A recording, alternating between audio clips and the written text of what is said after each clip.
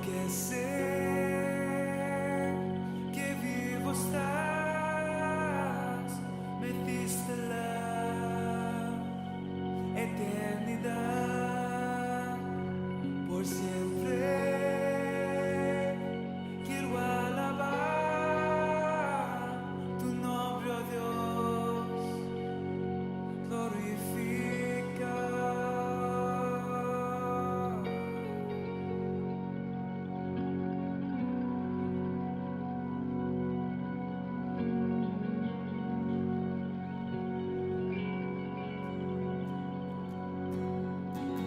Me compraste con la sangre que diste en la cruz a morir, crucificado por la humanidad. Ahora vivo estás en mí.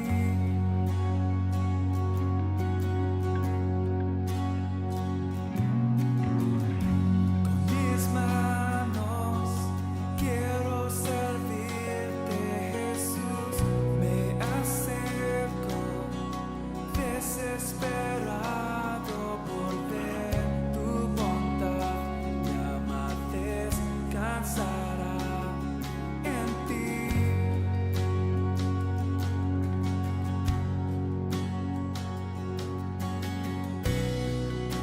Jamás seré igual, jamás seré igual, porque sé que vivo estás, me diste la eternidad. Por siempre quiero alabar tu nombre, oh Dios, glorifica. Amén. Vamos a orar, familia, en lo que empezamos y después nos saludamos.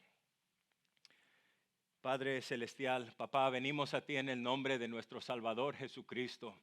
Y bendito Espíritu Santo, te damos gracias por este tiempo que tú nos has proveído, Señor, donde podemos honrarte a ti, Señor, donde podemos recordarnos del sacrificio de la cruz, el gran amor que tú tienes por nosotros, Señor, y lo que tú has hecho por nosotros, Señor. Y esta noche, Señor, te pido que me des las palabras, Señor, que en este punto de debilidad tú me des la capacidad, Señor, para comunicar efectivamente este mensaje con tu pueblo.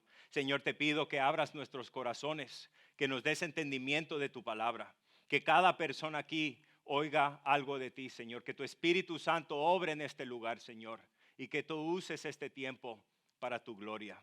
En el nombre de Jesús. Amén. Hoy vamos a estudiar Isaías capítulo 53, desde el versículo 1 hasta el 6. Y el título que le he dado a este mensaje, familia, es Muerte que lleva la vida. Es un poco difícil ver ese video, ¿no? Porque es difícil ver a alguien que profundamente amamos ser torturado y ser matado de esa manera. Y hasta cierto punto yo creo que todos naturalmente tenemos un temor de la muerte. Pero les digo que nunca realmente vivirás hasta que primero mueras. En el mundo hay un dicho, dicen vive un poco, dale goza y disfruta y haz lo que te nazca. Pero yo les digo que el camino a una vida abundante que satisface es a través de la muerte. Entonces estoy hablando sobre la muerte que el cristiano repite diariamente, cada vez que nos acordamos de la cruz de Jesucristo. Es esa cruz del Calvario que acabamos de ver, donde nosotros como cristianos encontramos muerte, pero también encontramos la nueva vida. Vamos a ver hoy, el profeta Isaías escribió este capítulo más o menos hace 700 años, antes de que Jesús fuera crucificado. En este capítulo lo que vemos es un mensaje mesiánico. En otras palabras, es un mensaje que predice el sufrimiento de Jesús, el siervo de Dios. Si tienen sus Biblias, vamos a empezar en Isaías capítulo 53. Voy a leer desde el versículo 1 hasta el versículo 3. Y aquí lo que vemos, familia, es al siervo de Dios Jesucristo, rechazado por el pueblo judío. Versículo 1 nos dice la palabra de Dios. ¿Quién ha creído a nuestro anuncio? ¿Y sobre quién se ha manifestado el brazo de Jehová? Subirá cual renuevo delante de él y como raíz de tierra seca. Dice sobre Jesús, no hay parecer en él, ni hermosura. Le veremos más sin atractivo para que le deseemos.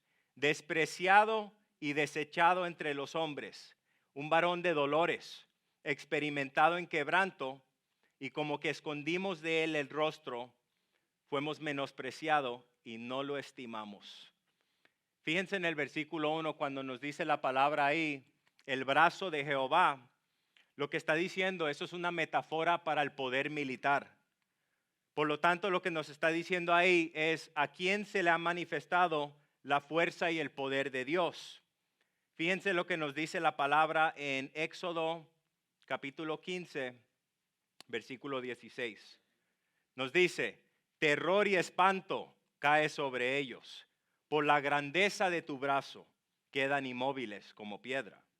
Otra vez en Isaías 40:10 nos dice, si el Señor soberano viene con poder y reinará con brazo poderoso. Por lo tanto, la fuerza y el poder de Dios se revelan a través, en este capítulo, de su siervo Jesús, pero no en la manera en que la gente esperaba, porque nosotros sabemos que Jesús no vino a la tierra para establecer un reino mediante el uso de la fuerza militar. Cuando estudiamos esta palabra Mesías, la palabra Mesías proviene de la palabra hebrea que significa ungido. La palabra Cristo proviene de la traducción de Mesías al griego. Entonces, cuando nosotros como cristianos decimos Jesucristo, estamos diciendo Jesús el Mesías. O para el judío, Yeshua, el ungido, Yeshua HaMashiach. Familia, muchas veces nosotros sabemos que las cosas que Dios revela son difíciles de aceptar, ¿sí o no? Entonces piensen esto un momento, ¿qué tipo de Mesías esperaba la gente de Israel durante el tiempo de Jesús? ¿Qué tipo de Salvador estaban buscando? Cuando estudiamos el tiempo de Jesús, vemos que para los judíos, este Mesías iba a ser un Salvador para la nación de Israel, que derrocaría el gobierno gentil y establecería un reino eterno. Pero sin embargo, también vemos en las profecías del Antiguo Testamento, predice que el Mesías iba a sufrir. Entonces lo que pasa, familia, es que es muy difícil para entender y para imaginar que estas dos descripciones diferentes de la misma persona pueden pasar en una persona, en el mismo Mesías. Lo que pasó fue que cuando Jesús llegó a la escena, habían muchos judíos que se preguntaban si este será el Mesías prometido en las profecías del Antiguo Testamento.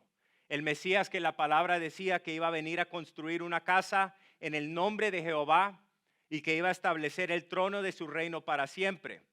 Y ya para el tiempo que Jesús nació, la mayoría de los judíos durante ese tiempo, basado en las enseñanzas que ellos recibían de los rabbis, creían solamente en un Mesías político, que iba a liberar a Israel de la mano de los romanos y no creían en un siervo que iba a sufrir a las manos de los romanos. ¿Saben lo que es interesante también, familia? Si alguna vez han estudiado la literatura judía durante ese tiempo, había mucha literatura producida durante el tiempo que nosotros llamamos el tiempo de silencio. El tiempo entre el libro de Malaquías y el libro de Juan el Bautista. Hay muchos mensajes enseñados en el pueblo judío sobre un Mesías político. Pero en toda esa literatura, el Mesías no se representa en ninguna parte como sufriendo para los hombres o para redimirlos por su sacrificio personal.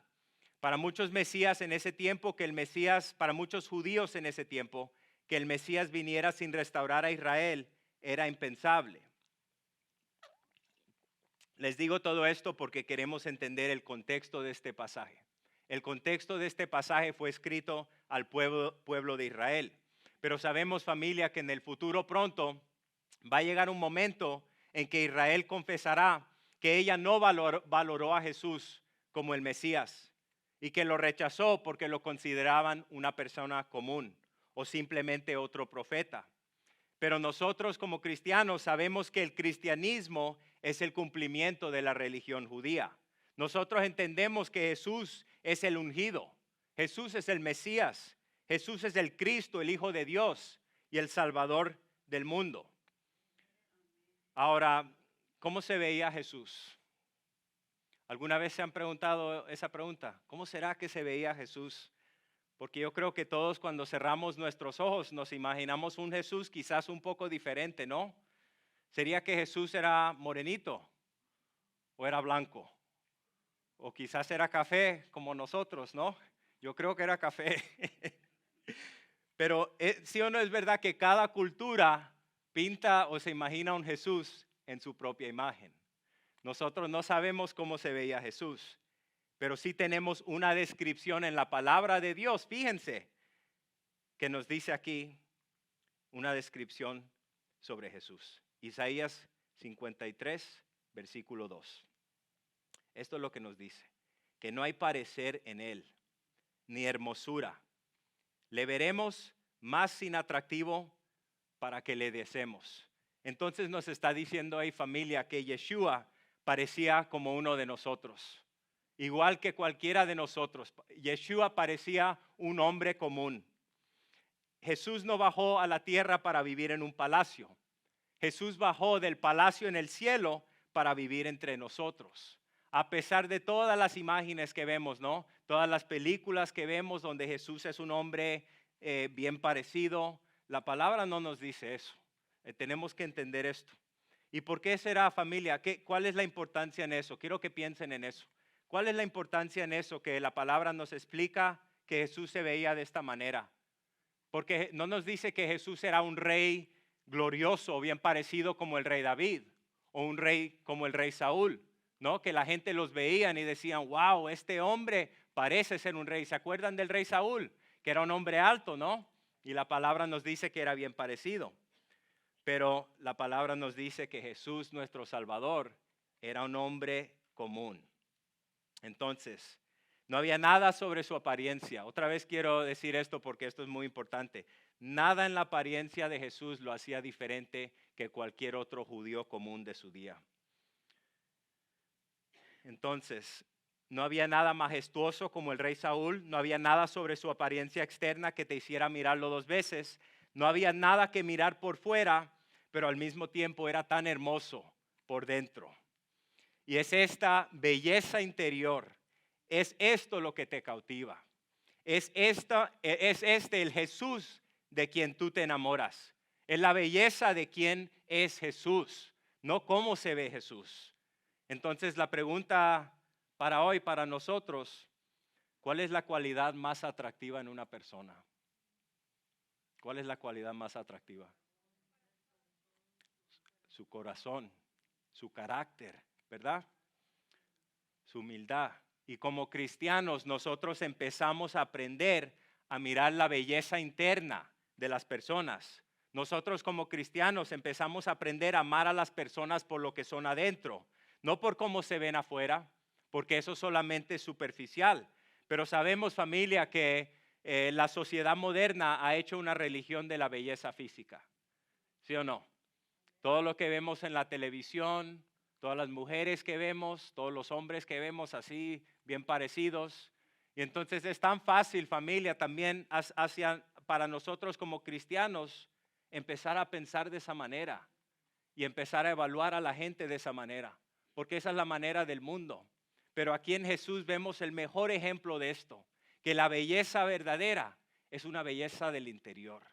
No es lo del exterior. Y por favor no me malentiendan. Si Dios les ha dado un don y un regalo de ser bien parecidos por afuera, que Dios los bendiga. Pero esas cosas vienen y se van. ¿Sí o no? Con la edad.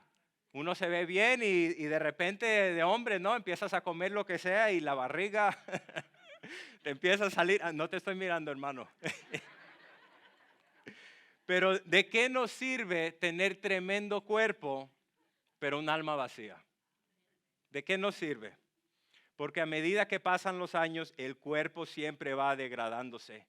Y al final lo único en que realmente uno se puede aferrar es lo que uno tiene adentro. Ese es el verdadero tesoro. Amén. Ahora, nos dice aquí también que Jesús fue despreciado y fue rechazado por aquellos quienes vino a salvar. Quiero que piensen eso un momento, que Jesús fue despreciado y rechazado por aquellos que Él vino a salvar. Fíjense en el versículo 3 lo que nos dice aquí. Dice que fue despreciado y desechado entre los hombres, que fue un varón de dolores, experimentado en quebranto, y dice como que escondimos de él el rostro. Fue menospreciado y no lo estimamos. Lo que pasó aquí, familia, es que una vez que la gente entendieron el mensaje de Jesús, la mayoría de la gente lo rechazó. Vemos eso porque le pusieron un precio barato. ¿Se acuerdan que Judas lo vendió por 30 piezas de plata? El precio de un esclavo. También nos dice que miraron hacia el otro lado cuando pasó. Nos dice que la gente nos escondimos, por así decirlo, nuestros rostros de él. ¿Y por qué fue que rechazaron a Jesús? Rechazaron a Jesús porque él no representaba las cosas que eran importantes para ellos. Nosotros sabemos que los líderes religiosos de ese día valoraban la riqueza. Lucas 16, versículo 14, lo que vemos es que dice que los fariseos eran amantes del dinero. Oían todas estas cosas que Jesús decía y se burlaban de él. También sabemos que valoraban el prestigio social y la reputación, porque sabemos que Jesús era una amenaza a su posición y a su poder. Pero familia, cuando estudiamos los evangelios, todos sabemos que Jesús se había revelado completamente a los líderes religiosos de ese tiempo. Sabemos que Jesús se había revelado en palabra, pero también en obra, pero todavía lo rechazaron. Sin embargo, lo rechazaron. Con todos los milagros que Él hizo, ellos decidieron rechazarlo. ¿Por qué? Porque amaban a lo que este mundo tenía que ofrecer, más que la verdad. Y eran hombres que conocían las Escrituras. También sabemos que valoraban el ser servido por otros. Pero miren lo que Jesús nos enseña en Lucas capítulo 2, versículo 26. Nos dice Jesús, pero entre ustedes será diferente. El más importante de ustedes deberá tomar el puesto más bajo. Y el líder debe ser como un sirviente. Eso es lo que hemos estado estudiando, ¿no? El liderazgo de un siervo. Y también sabemos que valoraron la autoindulgencia. Esa es una palabra, autoindulgencia. No sabía cómo traducir la palabra, sí, ¿verdad? Autoindulgencia, self-indulgence. En otras palabras, gratificación, ¿no? Queriendo cumplir todos mis deseos. Y miren lo que dice en Lucas 9, versículo 23 y versículo 24, nos dice, y esta es una escritura poderosa, familia, nos dice, y a todos le decía, a nosotros, si alguien quiere seguirme, niéguese a sí mismo, tome su cruz cada día y sígame, porque el que quiere salvar su vida, la perderá, pero el que pierda su vida por causa de mí, ese la salvará. Esto no es un mensaje popular, esto no era un mensaje popular en esos días y hoy tampoco es un mensaje popular. Por estas mismas razones hoy Jesús es rechazado. Porque vivimos en una cultura y en un mundo donde el enfoque siempre es uno mismo. Donde el enfoque siempre es yo voy a hacer lo que yo quiero hacer cuando yo lo quiera hacer. Y yo tengo mis propios derechos. Y eso es lo que nos están enseñando hoy, familia, en la cultura. Pero el mensaje de Jesús no cambia. Es el mismo mensaje hace 2000 años que nos está dando hoy. En el momento que nosotros permitimos que estas cosas, estos deseos nos controlen, nosotros nos volvemos como aquellos que lo rechazaron como dueño. ¿Se acuerdan que Jesús no solamente es nuestro Salvador, pero la palabra dice que Él también es nuestro dueño? Vamos a seguir en el versículo 4. Del versículo 4 al 6 vemos lo que llamamos un hermoso intercambio. En el versículo 4 nos dice la palabra de Dios, Ciertamente llevó él nuestras enfermedades y sufrió nuestros dolores y nosotros lo tuvimos por azotado, por herido de Dios y abatido. Mas el herido fue por nuestras rebeliones, molido por nuestros pecados. El castigo de nuestra paz fue sobre él, y por su llaga fuimos nosotros curados.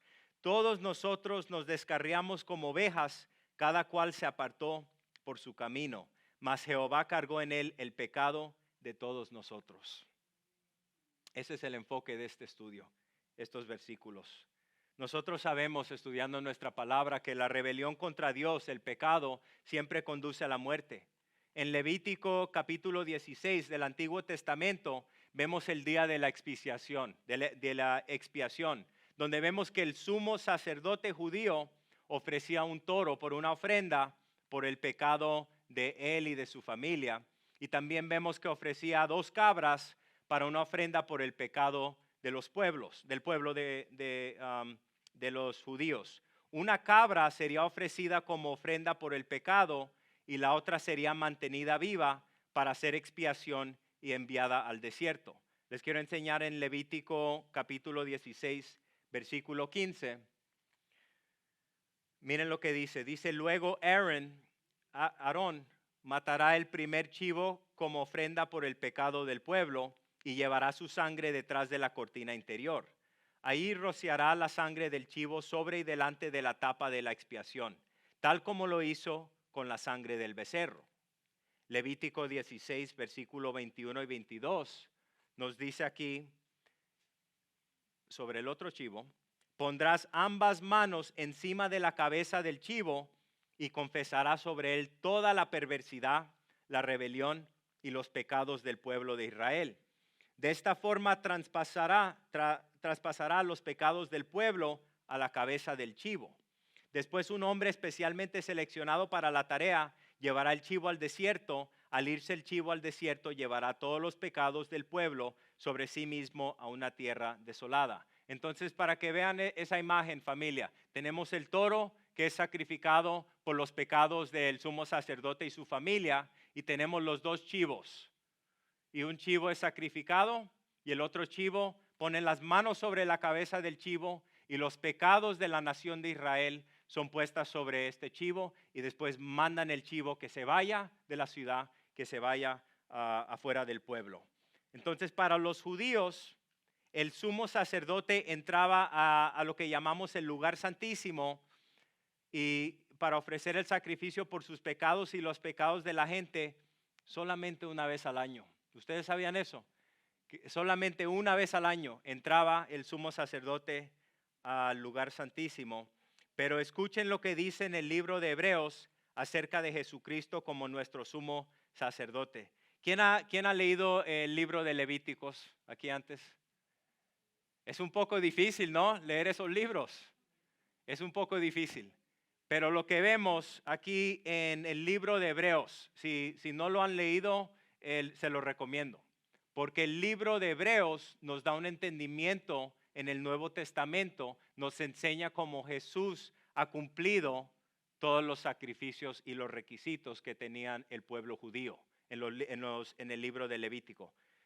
Fíjense lo que dice aquí en Hebreos capítulo 9, versículo 24 hasta el 28. Nos dice la palabra que porque Cristo no entró en un lugar santo hecho con manos humanas, que era solo una copia del verdadero en el cielo. Él entró en el cielo mismo para aparecer ahora ante Dios en nuestro nombre. Y no entró en el cielo para ofrecerse una y otra vez, como el sumo sacerdote aquí en la tierra que entra en el lugar santísimo año tras año con la sangre de un animal. Versículo 26. Si eso hubiera sido necesario, Cristo habría tenido que morir una y otra vez desde que el mundo comenzó. Pero ahora, una vez para siempre, ha aparecido al final de la era para eliminar el pecado por su propia muerte como sacrificio. Y así como cada persona está destinada a morir una vez y después de eso viene el juicio, así que Cristo fue ofrecido de una vez por todas como sacrificio para quitar los pecados de muchas personas.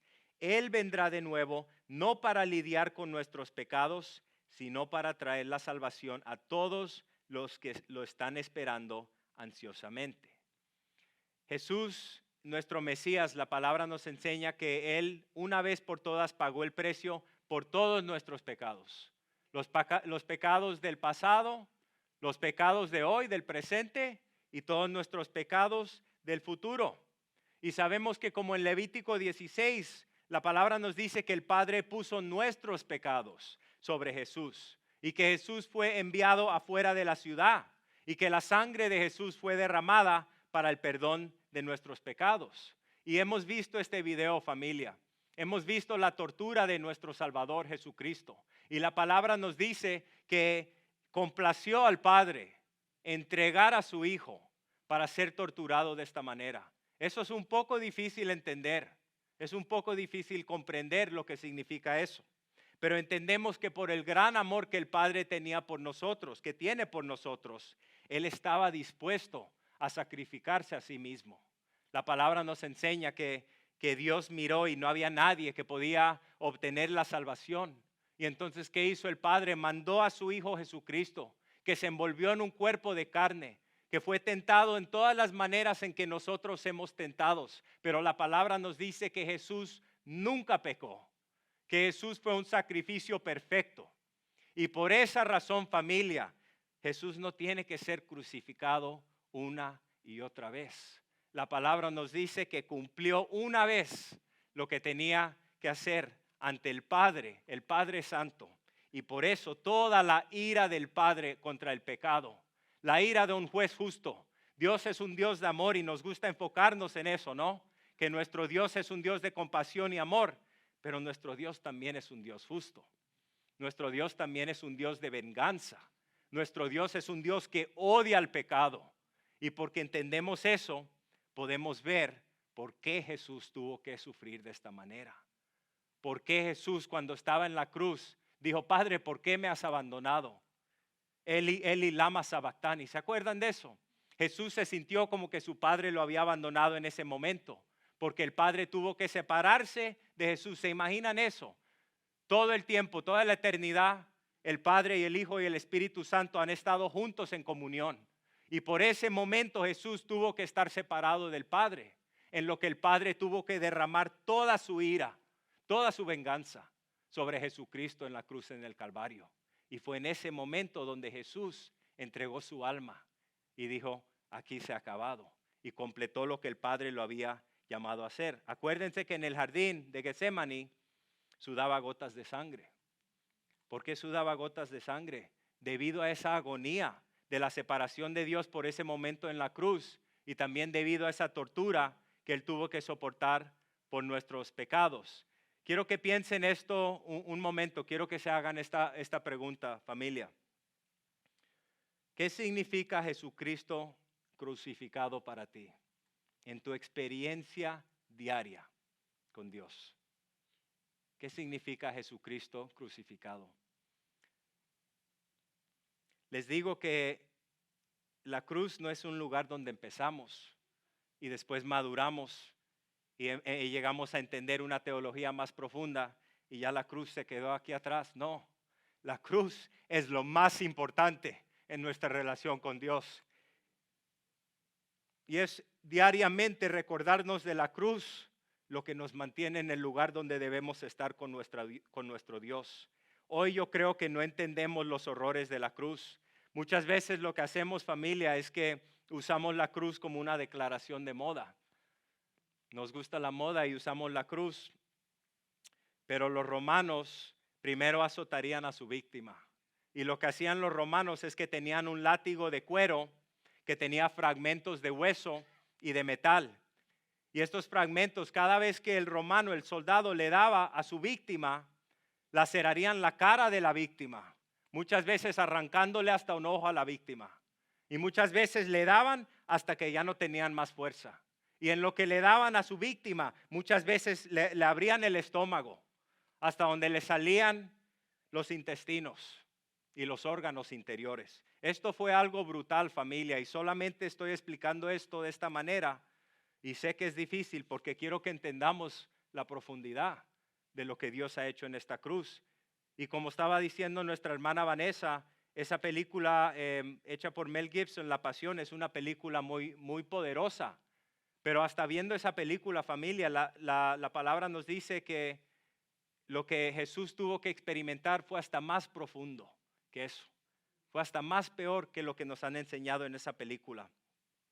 Dice que la tradición nos enseña que después de ser lacerado con este látigo, la víctima sería obligada a cargar su cruz sobre sus hombros fuera de las murallas de la ciudad hasta el lugar de la ejecución.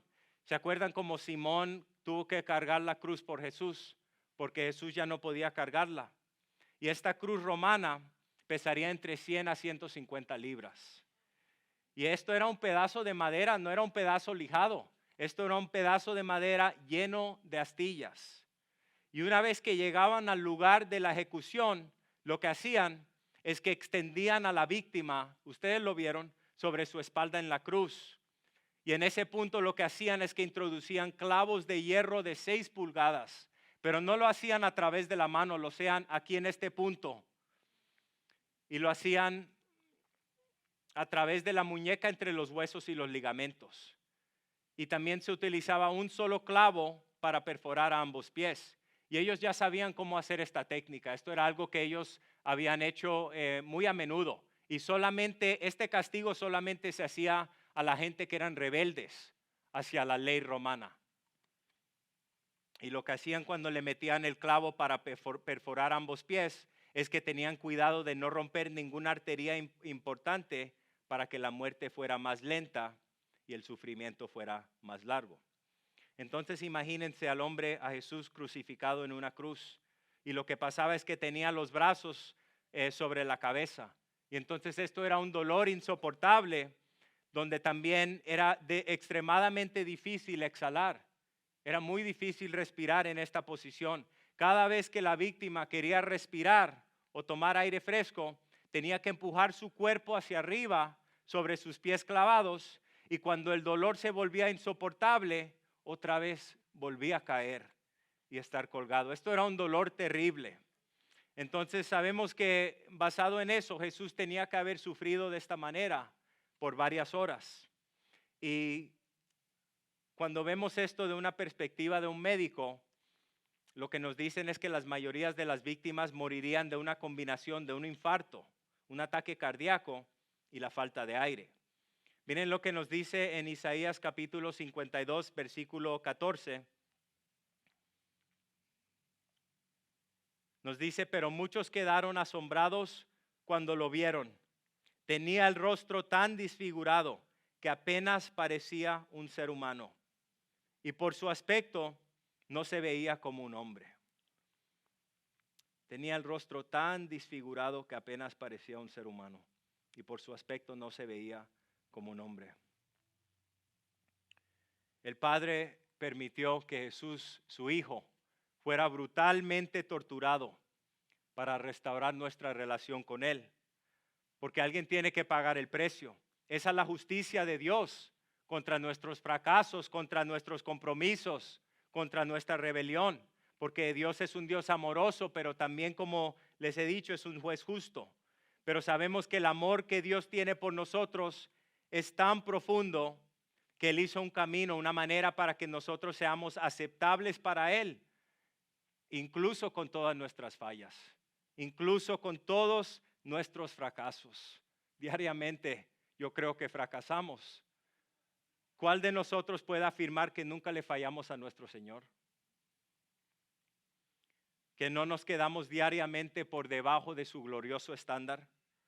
Y a veces, familia, hasta sirviendo al Señor en el ministerio, sea lo que sea que estamos haciendo por Dios, algunas veces nuestros motivos por las cosas buenas que hacemos por el Señor están contaminados.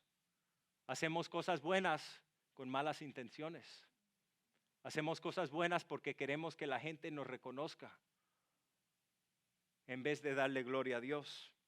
Y necesitamos diariamente, como cristianos, recordarnos de la cruz. Por eso les digo que este es el mensaje más importante en la vida de un cristiano. Diariamente recordarnos de la cruz. El mensaje de la cruz es una parte esencial para la vida de un cristiano, porque es recordarnos constantemente de la cruz todos los días que nos permite a nosotros vivir una vida abundante, porque es en la cruz que nosotros nos damos cuenta que nos merecemos el juicio de Dios, ¿verdad? Porque vemos nuestro pecado en la cruz, pero también vemos el amor de Dios, vemos el perdón de Dios, vemos el sacrificio de Dios y vemos que en lugar de juzgarnos a nosotros, Dios eligió a juzgar a su Hijo Jesucristo. Y Jehová en la cruz elige darnos bendiciones, bendiciones que no nos merecemos. Cada bendición que nosotros tenemos en nuestra vida hoy, todas las bendiciones que tenemos son del Señor. Todas las bendiciones son del Señor, la palabra nos dice. Y cada bendición que tenemos es debido a la cruz. Y tenemos que pensar, es un momento de verdad para entender este gran sacrificio y este gran regalo que nos ha dado Dios. Imagínense eso, el Rey de Gloria. Nosotros cantamos estas canciones, ¿no? Y cantamos que Jesús es el Rey de Gloria. Que sea glorificado Jesús, que es un Dios bello, que es un Dios fuerte, que es un Dios poderoso, que es un Dios temible. Y este mismo Dios que la palabra nos dice en el libro de Revelación, al final de la Biblia, nos dice que es un Dios que tiene una cara que tiene un resplandor, una gloria. Nos dice que su cabello es blanco. Nos dice que cuando Él habla es como un trueno. Nos dice que los pies son de bronce. Esto es un Dios glorioso. Pero Dios estaba dispuesto a bajar de esa gloria. Dios estaba dispuesto a bajar de su gloria, familia, para salvarnos a nosotros, para salvarme a mí, para salvar a cada uno de ustedes. Dios estaba dispuesto a ser humillado de la manera más cruel que nos podemos imaginar. Yo no creo que hay manera más cruel de morirse que ser torturado en una cruz. Todavía se ve eso hoy en día. Algunas veces vemos los grupos terroristas como ISIS que torturan a la gente. Pero esta es la manera más horrible de morir, familia. Y nuestro Dios estaba dispuesto a hacer esto por nosotros. Las marcas del amor verdadero son las marcas que Jesús lleva en sus manos y en sus pies. Y no hay amor, la palabra nos dice, más grande que dar tu vida por otra persona. Y para el creyente, sin un recordatorio diario de Cristo crucificado, lo que pasa, familia, es que empezamos a confiar en nosotros mismos. Todos hemos hecho esto. Si has sido salvo por un periodo de tiempo, yo creo que casi todos ustedes que están aquí son miembros de esta congregación. Ustedes conocen al Señor. Ustedes llevan mucho tiempo aquí, ¿no? Llevamos tiempo aquí alabando a nuestro Señor, creciendo y madurando en nuestra fe. Pero lo que pasa es que con el tiempo y con nuestro conocimiento de la palabra, empezamos algunas veces a tratar a nuestro Señor como algo común. Empezamos a confiar en nuestra propia justicia. Empezamos a confiar hasta en nuestros propios dones, en los regalos, en las mismas cosas que Dios nos ha dado. Y en esos puntos donde empezamos a confiar en nosotros y no en la cruz, lo que vemos es que nuestra vida espiritual se queda estancada. Y si te sientes de esa manera hoy, familia, si conoces al Señor, si conoces a Jehová, si conoces a Jesucristo como tu Salvador, pero estás en un punto en tu vida donde no tienes vida espiritual, donde la vida de Jesús no está fluyendo en tu vida, tengo que exhortarlos hoy, familia. Es la cruz de Jesucristo que nos ha salvado. No hay nada en nosotros que le agrada a Dios aparte de la cruz. Y no hay nada que nosotros podemos hacer. No este ministerio, no la predicación de su palabra. No hay nada que nosotros podemos hacer para ganarnos el amor de Dios. Nosotros entendemos eso. Y porque entendemos eso, entendemos que todo lo que Dios nos da es basado en el sacrificio de la cruz. Y cuando tenemos ese enfoque completo, familia, nos mantiene en un lugar de humildad. Porque siempre estamos viendo a Cristo en la cruz y nos damos cuenta que fue por nuestros pecados que Él fue crucificado. Y nuestra oración es muy diferente así, ¿no? Porque ahí sí nos arrodillamos ante el Señor. Y en vez de siempre estar diciéndole a Dios, Dios, quiero que hagas esto y quiero que hagas eso, le estamos diciendo, Dios, gracias. Gracias por redimirme. Gracias por perdonarme. Gracias por ser crucificado por mí, un gran pecador. Gracias que me has salvado y me has llevado de una vida de pecado, encadenado en el mundo de las tinieblas, y me has dado una vida que tiene propósito. Gracias que me has liberado de las drogas. Gracias que puedo ser fiel a mi esposa. Gracias que me has dado hijos. Gracias, Dios, porque todas estas cosas son una bendición de ti. ¿Dónde estaríamos hoy sin nuestro Dios, familia? Piensen eso un momento. ¿Dónde estarían ustedes hoy? ¿Dónde estarían ustedes hoy si Dios no los hubiera salvado? Y no importa con qué estén lidiando hoy, acuérdense de ese momento donde Dios los recogió. Acuérdense de ese vacío profundo. Acuérdense de ese hueco, de esa desesperación en su alma, donde dijeron: Dios, no soy digno, pero quiero ser salvo. Quiero que me cambies la vida, Dios. Quiero que me liberes, Dios. No quiero vivir mi vida de esta manera más. Tenemos que mantenernos en ese lugar.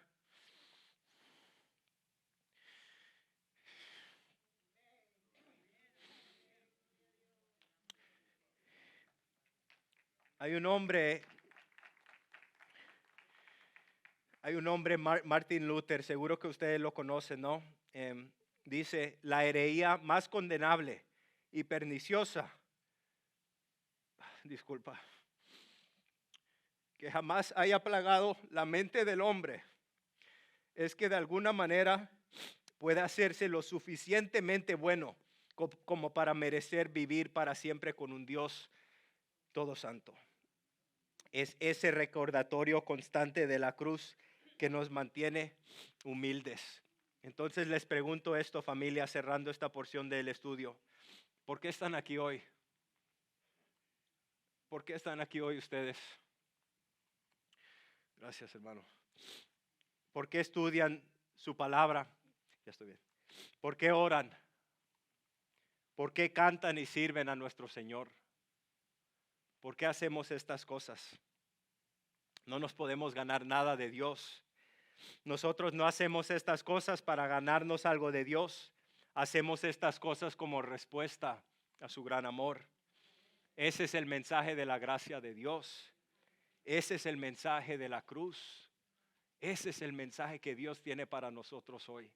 Eso es lo que Dios quiere recordarnos a cada uno de nosotros hoy. No importa cuánto tiempo has conocido a Jehová. Lo que importa es siempre recordarnos de la cruz. Siempre mantenernos humildes. Que todo lo que hagamos para nuestro Rey fluya de un entendimiento que es la cruz donde empieza nuestra vida espiritual. Y diariamente la cruz es lo que nos da poder. La cruz es donde muere nuestra carne. La cruz es donde venimos a Cristo diariamente, como dijo Pablo, que diariamente nos tenemos que crucificar. Diariamente el cristiano tiene que ser identificado con la muerte de Jesucristo.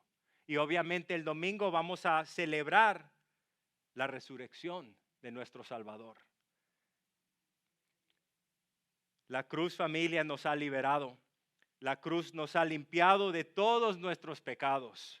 La cruz nos ha redimido. La palabra dice que nos ha transferido Dios desde el reino de las tinieblas hasta el reino de la luz. Y solamente por la cruz somos aceptados. Todo lo que tenemos como cristianos empieza y acaba en la cruz.